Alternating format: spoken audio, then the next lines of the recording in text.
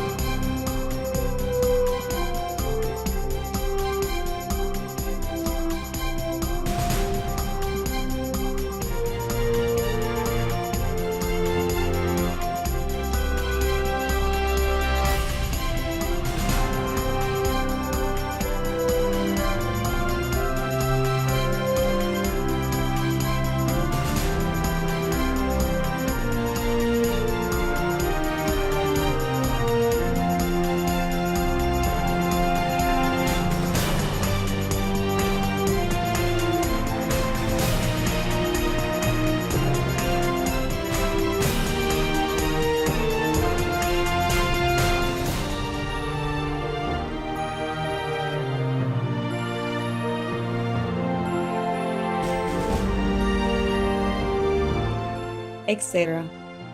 We apologize for not being able to show many other awards and honors for the lack of space and time.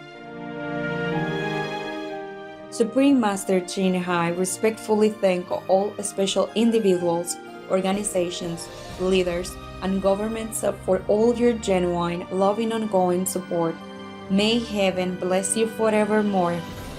We, the Supreme Master Chin Hai International Association members, are also sincerely grateful for your expressive kindness, wishing you the best. A true voice for our beautiful animal friends, Supreme Master Chin Hai promotes the peaceful and loving plant-based diet and innovations, with humanity's awakening to the sacredness of all life, a tranquil and glorious all-vegan world where animals and people live in blissful harmony.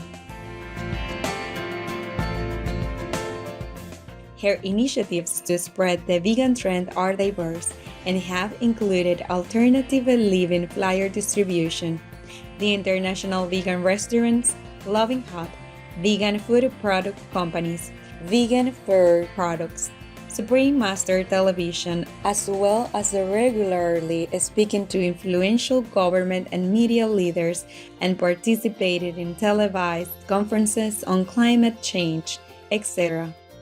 Whether we are aware of it or not, her efforts have had an enormous influence on global awareness of the animal-friendly lifestyle and how this benevolent way can bring lasting peace among nations, while saving our planet from climate change and disasters.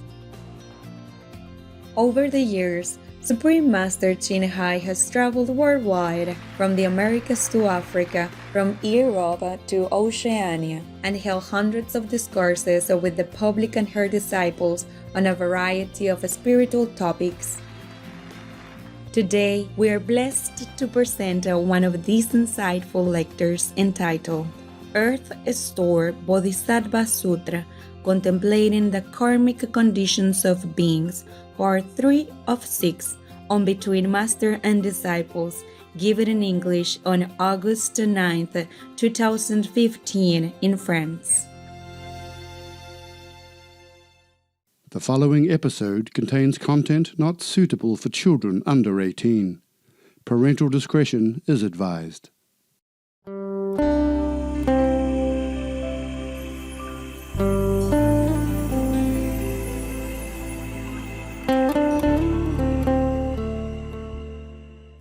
No matter how many beings go into whatever hell, it's never full.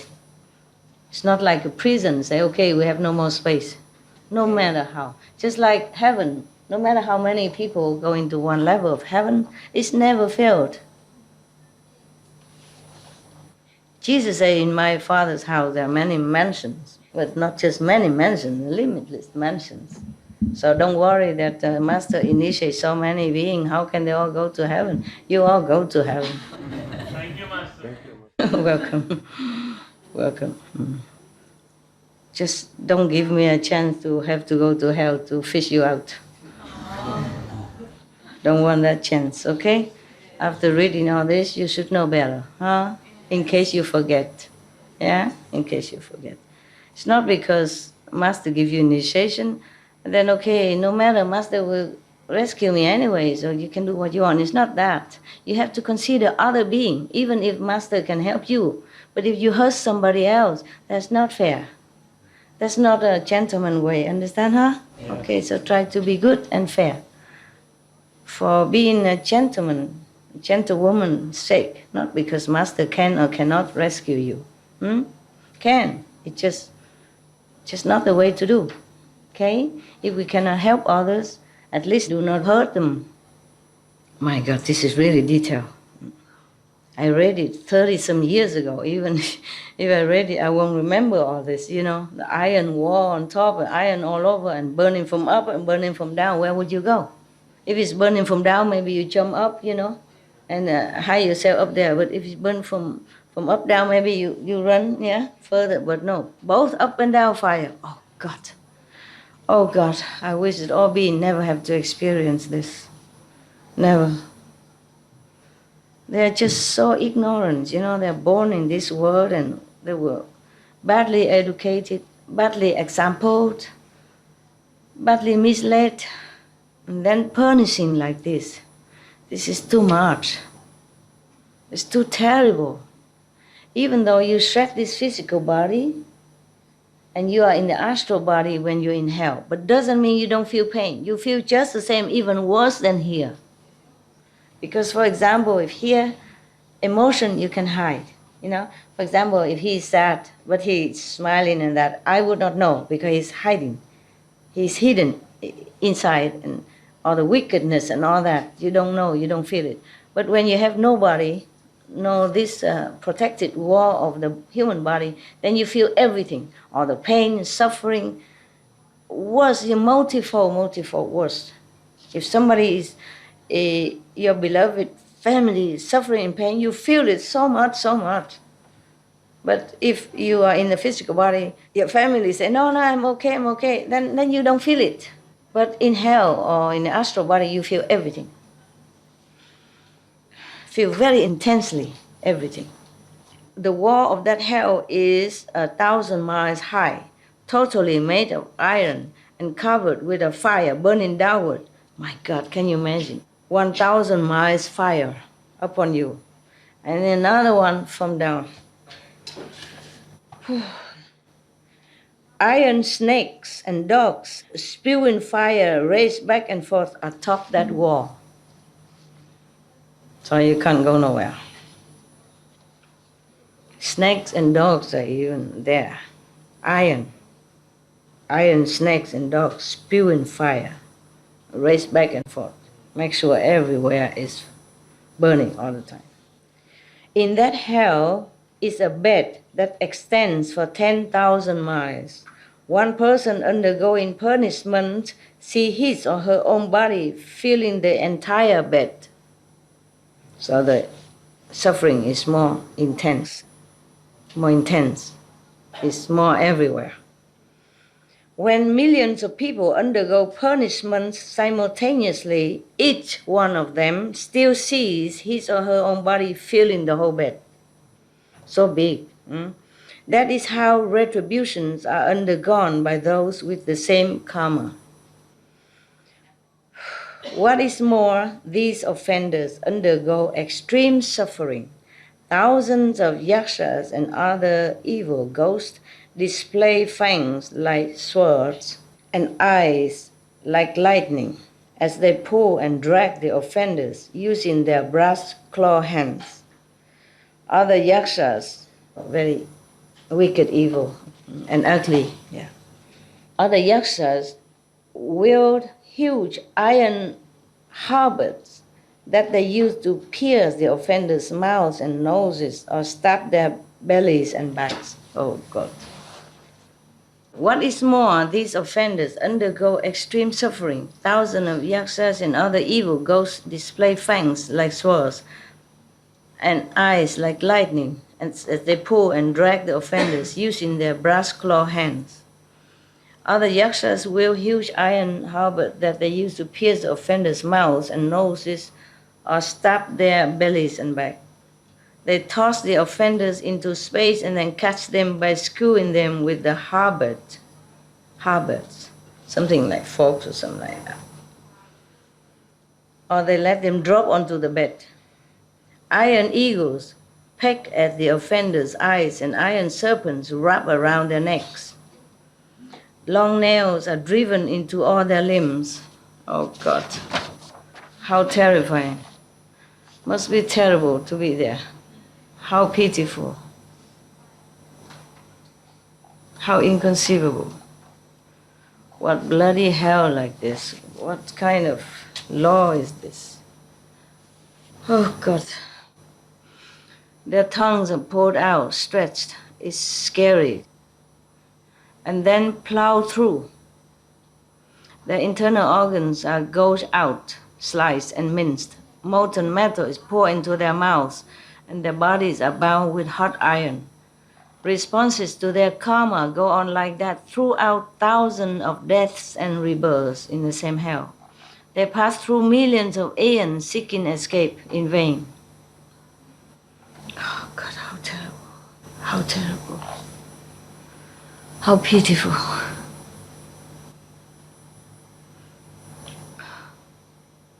Maybe it's terrifying, but maybe everyone should know. Otherwise they think they can do anything and won't escape. I think they should know, okay?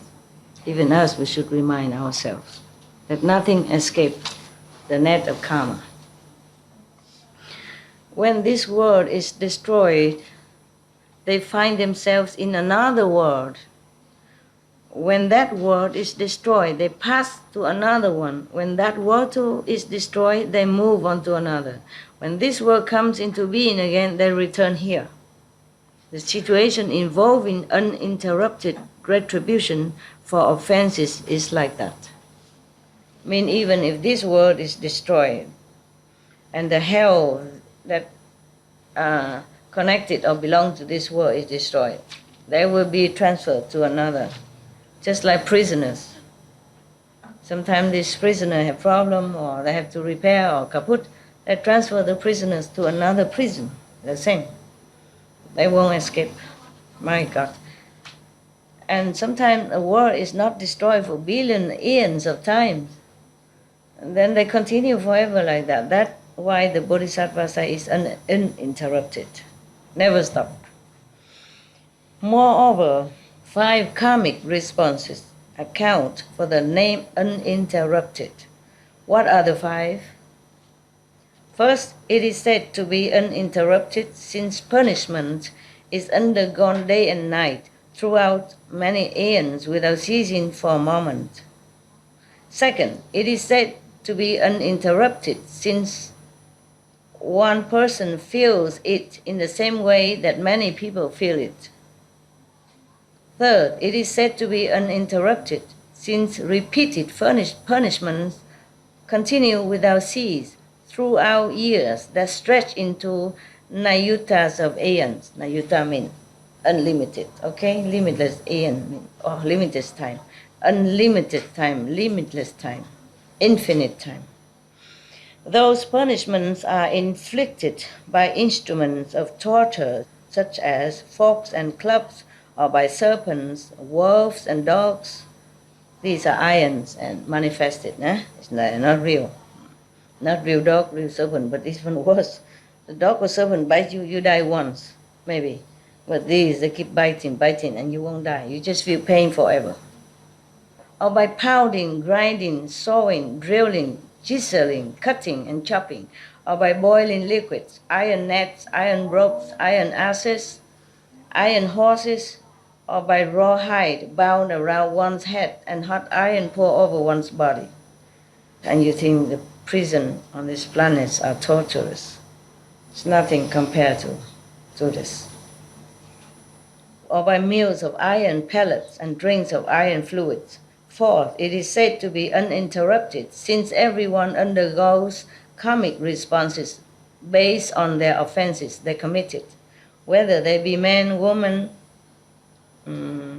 savages, old, young, honorable, or lowly, whether they be dragon, spirit, god, or ghost. Fifth, it is said to be uninterrupted, since offenders continually undergo 10,000 deaths and as many as rebirth each day and night from the moment they first enter this hell, and on through thousands of aeons. During that time, they seek even a moment's relief, but it never happens. Only when their karma is finished can they attain rebirth somewhere else. Oh God. Erstwhile Bodhisattva said to the worthy mother, that is a brief description, even brief only. Imagine if it's long. Oh God, how pitiful. No wonder he vowed to save all beings in hell, because he saw all this, he knew all this. He feel the extent of their suffering. Even if we read it only, we feel terrified already. We feel the suffering for them already. How would it be if you really witness and hear their cry and saw the condition there? Erstwhile Bodhisattva said to the worthy mother, meaning the deceased mother of the Buddha in heaven, just to remind you, that is a brief description of uninterrupted hell. If I were to speak extensively about the names of all the implements of punishment in the hells and all the suffering there, I could not finish speaking in an entire aeon. I mean, he could speak forever. An aeon is many billions of years. That he could not even finish if he wanted to describe everything in hell, all the instrument they use, and all the suffering there, different kind of suffering, then he could speak forever. After hearing that, Lady Maya placed her palms together sorrowfully, made obeisance, and withdrew. Oh. When I was in Taiwan, I remember now. I did read this sutra, because when I was in Taiwan, I don't remember read all or not, but I read some. Yeah. I remember in Taiwan, I was in a temple once. I stayed in one temple, but then some nuns, somehow we know each other somehow. And then she invited me to her temple. And then I went there, and then sometimes she has to go and do in the reciting sutra for the dead people. Many monks in Taiwan do that. Yeah, and then they make offering to them and pay and all that. So she said to me, "Would you like to come along?" And I come along, as I cannot recite the sutra. You do it. It's your job. It's better. And I asked her if wherever she goes, do they put, normally after the death, they make food and all that offering to the dead person in the family, relatives or whoever, friends or something, whoever, yeah? Then I say, do they make vegetarian food for the deceased, to offer to the deceased or not? And sometimes Some family do, but mostly they just cook chicken or whatever, normal, because that's what the deceased ate when he or she was alive. So they cook the same, give it to them. And then I say, no, you have to tell them, make vegetarian before you come. The nun, the monk said to me, oh, we don't say anything, we just go recite the sutra. I say, you must, because in the Earth Store Bodhisattva Sutra, it says that if a person die and then the relatives kill the animals or make animal food for them, then their karma will become heavier. And if they're supposed to go to heaven, then because of that karma, so I say in the Earth Store Bodhisattva Sutra, the Bodhisattva said that if anyone die, you should make vegan food to offer, because if you kill any animals in their sake, or make meat or fish offering, then the dead person karma increase. Or even if he's about to go to heaven, because of that, their journey to heaven will be delayed or maybe stopped. So they say, oh really? I say, yeah, you go look at Earth Store Bodhisattva. She says she never read it. Yeah. This is some not very right concept. Nuns and monks are supposed to study sutra first, whatever they can first, so that they can talk to other beings. But it's just so easy to become monks and nuns and go recite any sutra and then, just Amitabha Sutra, whatever, easy, simple. And then so don't need to do anything more. It's not true like that. So I say, you have to tell them. And then one of the monks over there said, oh, you, Kristikaba Bodhisattva, they call me. They think it's just an honorary kind of talk, So I remember now. So that means I read it. Yeah, some of the chapters say that. And also when you give birth to a child, mother and child should be fed by vegan. And thanking heavens and Buddha that food should always be in vegan. The Buddha said that is better, safer for the mother and child. Because when the mother gives birth to the child, there are many yakshas, ghosts and evil spirits hanging around, wanting to take the blood from the mothers and the child when they were born. I remember that. Maybe one day we will come to that chapter and then you know that I read it.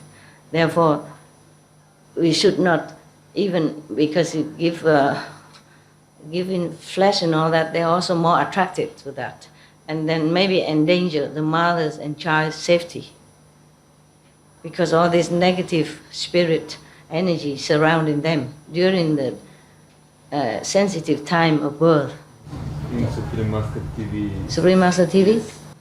in the quotes about vegetarianism in religion. They also say this? Yes. Yeah. Yes. I guess because I remind them somehow. Yeah. I didn't see that. I didn't see they do this. That's just good so. Good they did that. Also I tell them to search into many different sutra and religion to give quote, short quote. That's how it comes about. Yeah. And also I tell them to do this pops up, all the famous people or the muscle people who are vegetarian, the intelligent people. That's why they have all the pops up stuff. Many, yeah. It's good job. Good job. Okay. Okay. And this is the karmic retributions of being in this world. Wait a minute. How long it takes?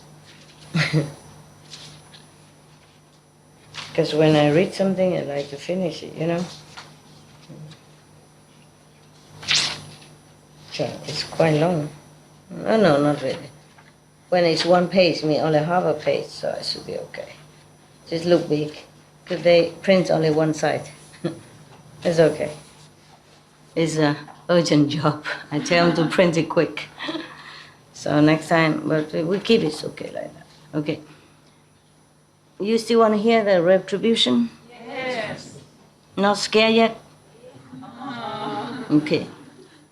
Karmic retributions of beings of Jambudvipa, planet Earth, humans.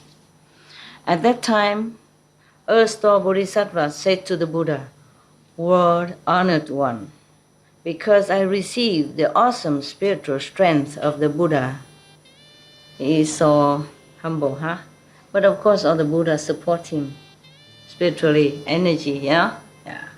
So he can continue his job. I think the whole universe support him. Otherwise, this is a very difficult job. To keep going up and down and hell, sapping your energies and strength, spiritual strength.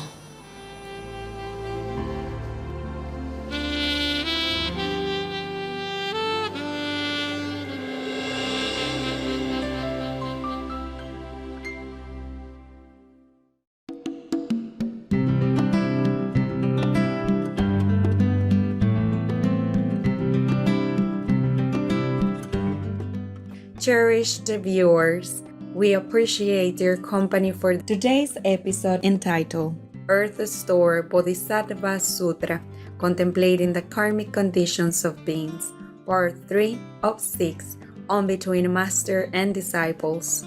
Coming up next is Saving the Ocean with Ophelia and Mermaid, Part 2 of 3 on Kids of Wonderland right after noteworthy news. Please stay tuned to Supreme Master Television for more positive programming.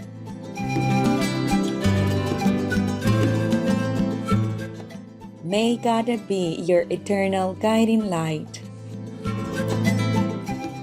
Our programs offer many languages. Please visit suprememastertv.com/schedule and suprememastertv.com/BMD.